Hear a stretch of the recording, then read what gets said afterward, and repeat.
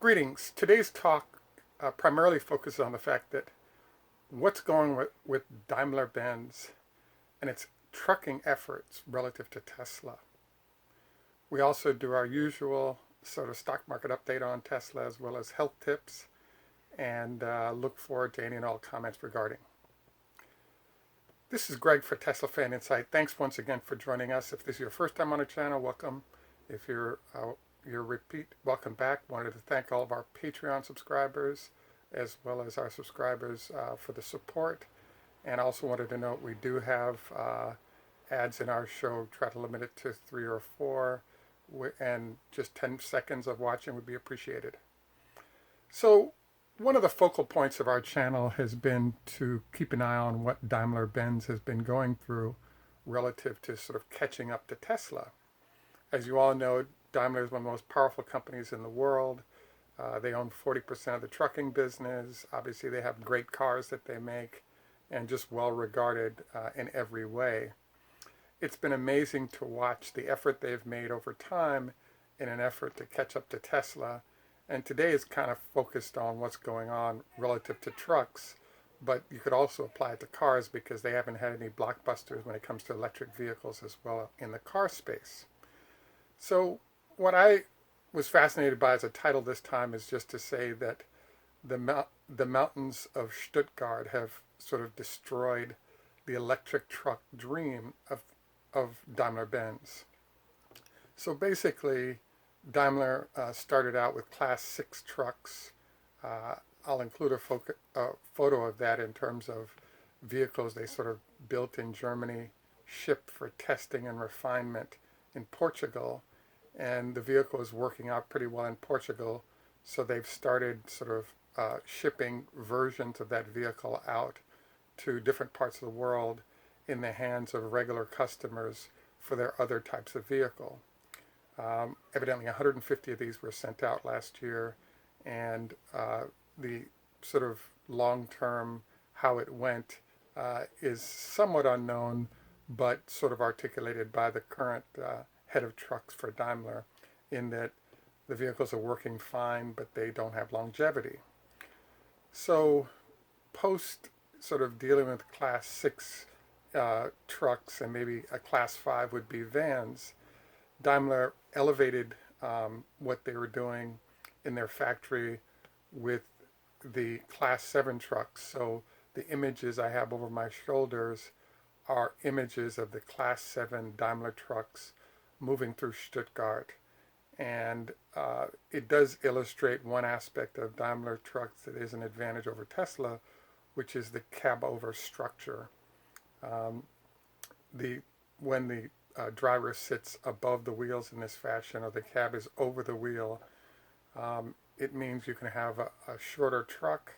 It also means it's a little bumpier ride for the driver, but it also makes it easier to turn in tight spaces. Evidently, there's a European requirement for cab overs as you get to larger trucks. So this is an aspect of Daimler that's an advantage over Tesla, because Tesla does not offer this sort of cab structure. And in our next show, we'll likely sort of review what's going on with Tesla's cab over structure. The interesting thing about this vehicle, and it's a Class 7, it's not a full Class 8, is that Class 7 is, I believe, up to 50,000 pounds. Class 8 goes up to about 80,000 pounds of freight being hauled. So in the case of the Class 7 trucks, Daimler built a number of these trucks. They claim about 25 of them, and then they shipped them off to local partners, be it delivery companies or garbage companies, etc., to extensively test these vehicles while teams of Daimler engineers followed the trucks as they went. And so we're kind of the emphasis of this show is the fact that Daimler actually enjoyed success in Portugal, partially because the temperature is pretty much the same and there aren't too many hills for it to climb. But once you brought these vehicles, be it trucks or Class 7 trucks in this case, back to Germany, back to Stuttgart, you now had things like snow to deal with. You now had things like elevation transitions to deal with. And all of these things put a lot more stress on the vehicles than you would have in a place like Stuttgart. As we all know, the results of all these tests was that the head of trucks from Daimler indicated that um, after a 3-year period of testing these vehicles, they found that the battery was negligible. The battery degradation was so severe that the vehicles were pretty much useless after 3 years. And so, after sort of this test and experiment unsuccessful, uh, there's been a bit of a retreat from Daimler from trying to do more of this without the right battery technology to go with it. So we estimated that there were two possibilities of what they did. I really think there's one, but I'll leave the two out there just in case, so that we don't get a misfire and my loyal viewers don't assassinate me for doing so. They did have the option of the pouch, which is what I think they used and what Daimler is going to be using in the EQ vehicle they have coming out next year. They did have the option of using perhaps an 18650 battery, um, but the problem with that is that while possible, because of the prismatic batteries in the pouch form and how well developed that was with the um, thermal management system, the likely choice that was made was to sort of ramp up to a very large solution.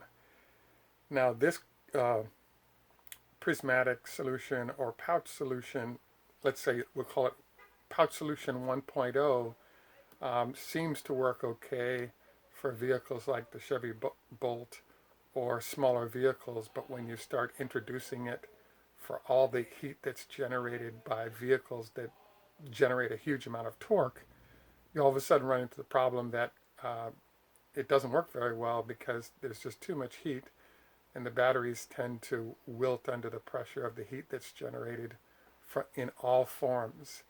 And I say heat that's generated, but you could argue that not only is the heat problem, um, but you also have just general stress that's associated with large amounts of electricity in and out from use or uh, input into the vehicle. So as a result of these challenges, and I believe it's a degradation related to heat challenge and sort of variable condition challenges, Daimler pretty much has surrendered on large vehicles and instead gone to creating what we believe is a 18650 pack that's running in an E vehicle or E truck from Freightliner called the E Cascadia. And this vehicle is being tested in the Los Angeles market. And I thought this was kind of interesting choice for several reasons.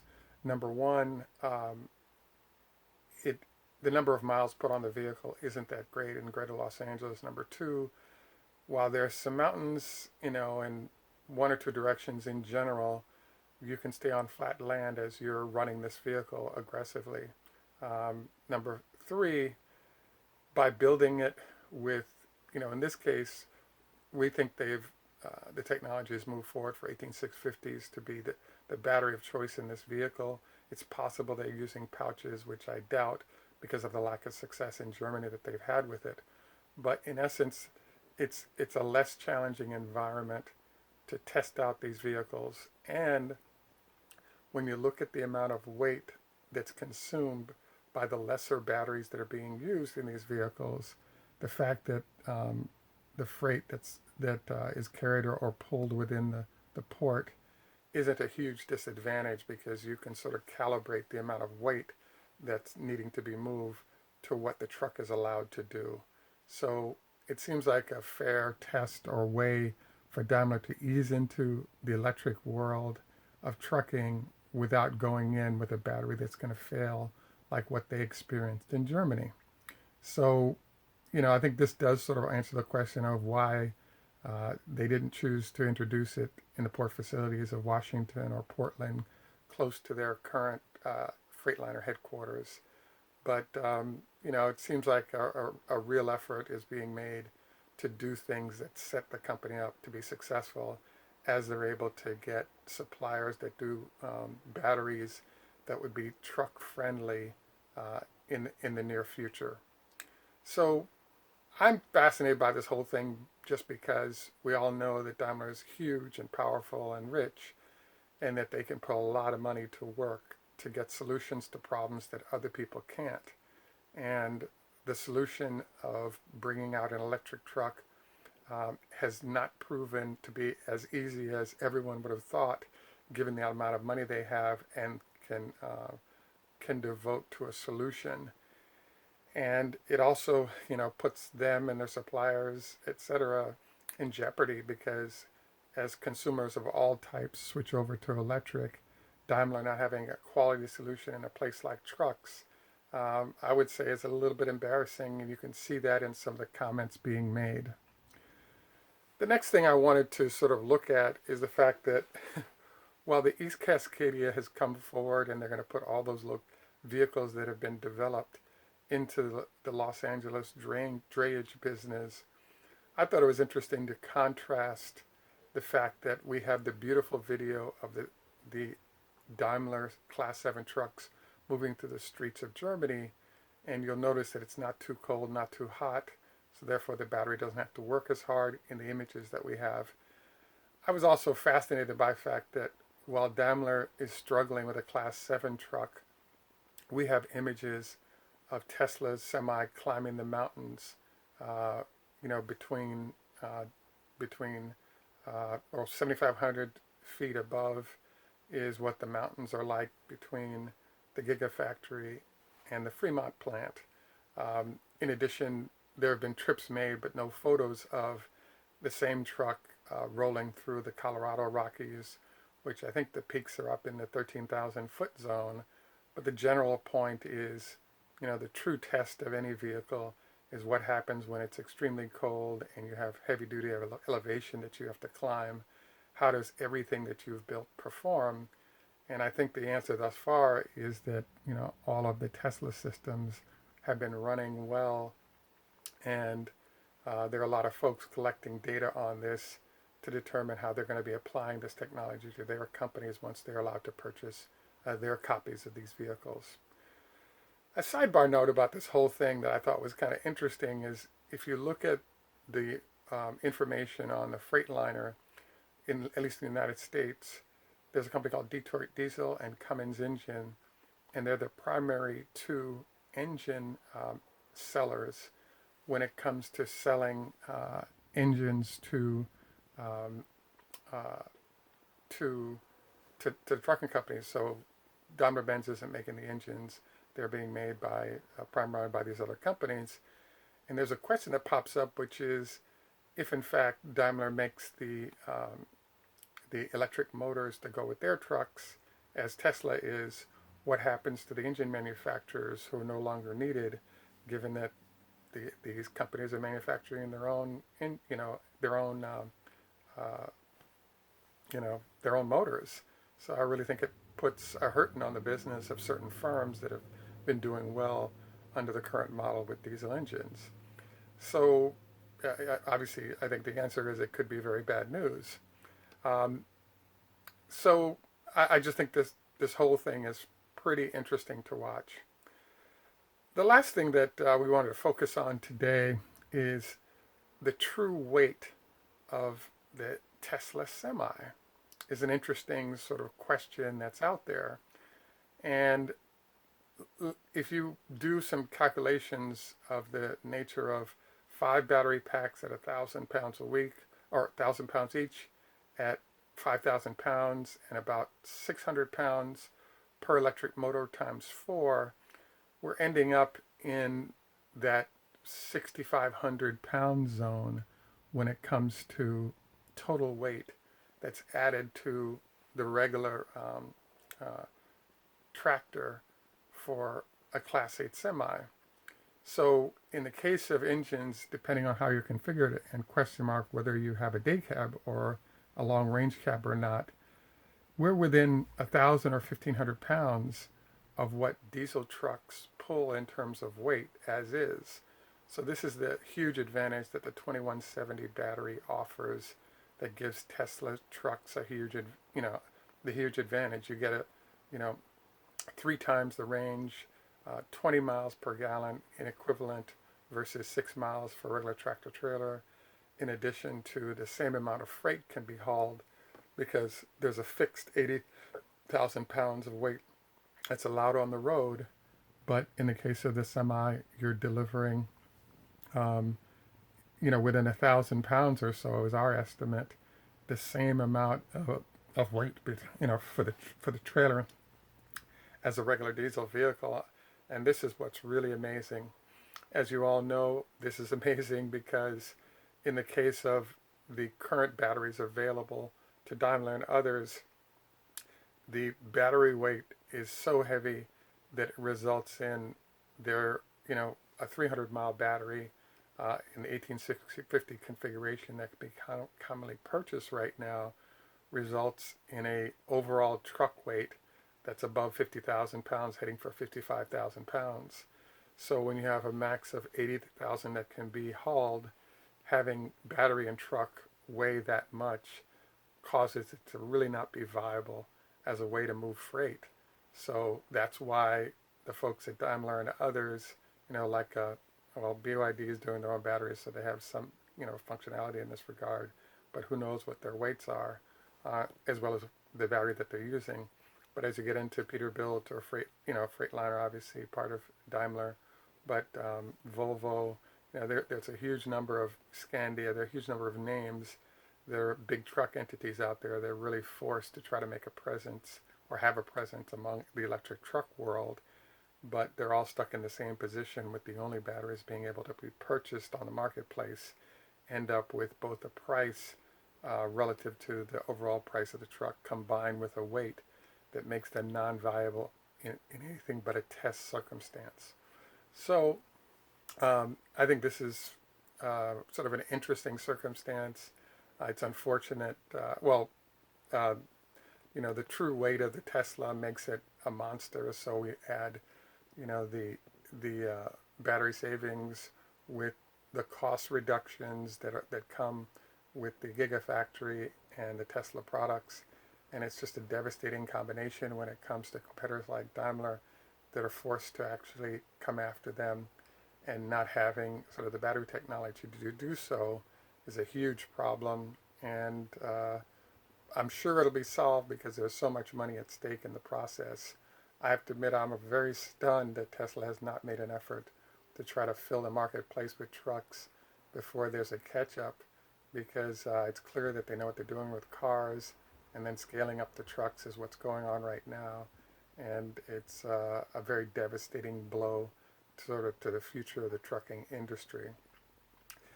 In addition to, what is the weight of the semi, there's still the mystery lurking regarding the differences between the black and the silver Tesla semi out there. Our analysis focuses on the difference between drayage solutions as well as long distance. You will notice that the silver truck has been put on the road with the fairing that allows it to show off its best case for fuel efficiency.